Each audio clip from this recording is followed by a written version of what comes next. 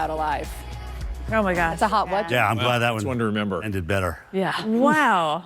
Goodness. All right. Well, guys, hey, we got that Friday feeling after that. I'm exhilarated. And what are the chances it's like running across the road and you hit it, right? Because they had to have hit it, or maybe it was under the car and they called Did it in. crawl up in? I have so many questions. I know. Yeah. Goodness. Yeah, that's one to ponder for a bit. That's one's going to leave you thinking all the way from here to the horizon. Bobcat Forensics with Stephanie Abrams. It's a new show coming. Seriously. Seriously. You ready? All right, you guys. Go have a good Friday weekend. Enjoy. Yeah, amen.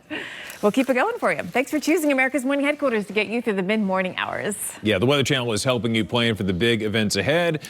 Your weather, cats being extracted from cars, you name it, all kinds of stuff. We've got plenty of weather, though, in store for you, including, unfortunately, more severe weather, and those threats are going to last all the way through the weekend. Plus, we've got Passport to the Parks. It continues the trip to the Guadalupe Mountains National Park. It is a sight to behold. It's beautiful. Plus, Michigan's UP Dark Sky Festival kicks off this weekend. There's a lot going on, and it's outside, and happens to be Earth Day this weekend, so stay tuned for more on that. But we got to take you into what's happening today in the weather. We've got a big front, Reynolds, across the country. Yeah, with the we've got stops in the northern tier. You learn things every day. Snow is falling in Collegeville, Minnesota, not Collegeville, Pennsylvania. The snow is adding up, falling so much here in Duluth, Minnesota, that we have now hit the record top season snowfall, 138 inches.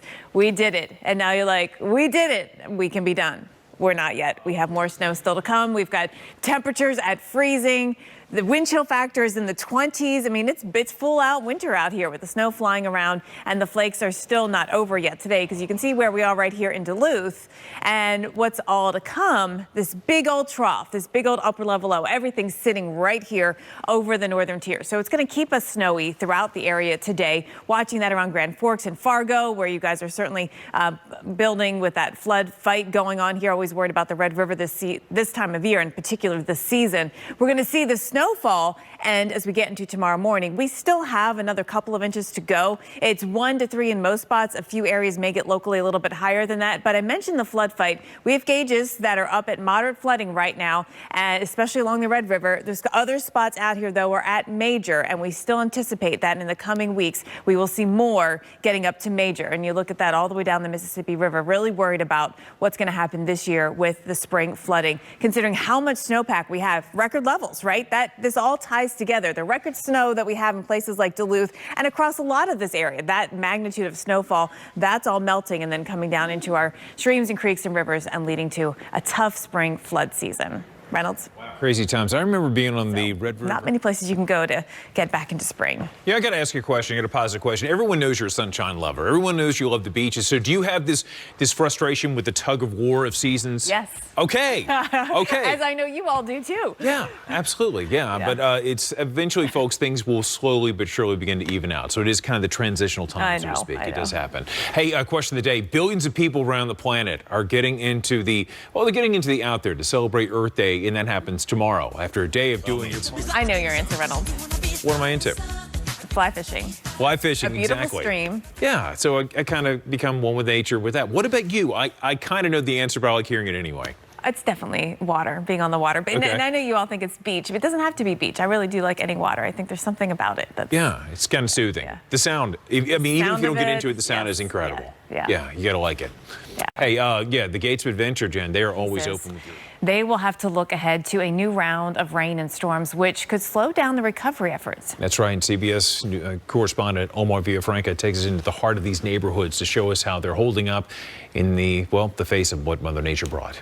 Right? I mean, we don't want like the food or the temperatures touching, but sure enough, this is one of those things where you had the great warm up and now you have a bit of a, we're not into late spring and summer just yet.